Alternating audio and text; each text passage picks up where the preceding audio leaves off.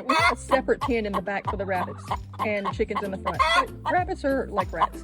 They break through. So sometimes they'll come out into the chicken yard and occasionally they'll have babies. Not a great thing when you have big chickens because big chickens will eat newborn baby rabbits like they're little mice.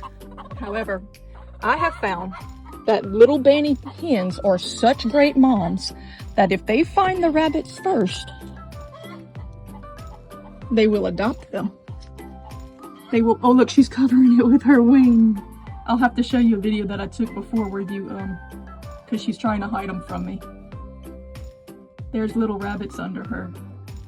And she's not the first one that's done this. I've had several Bantam mamas adopt and raise baby rabbits, and they will sit in here and protect them from the other chickens. Like, because rabbits only come in twice a day to nurse their babies.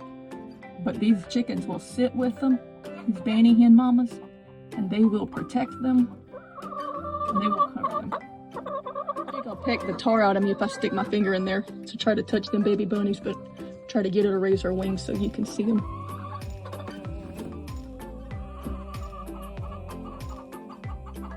I'm not taking your bunny babies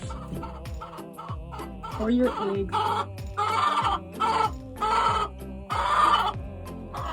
I don't know how many she has because I'm not.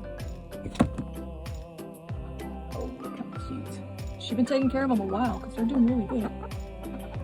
See, now you other hens, you better get away because she's gonna beat y'all up.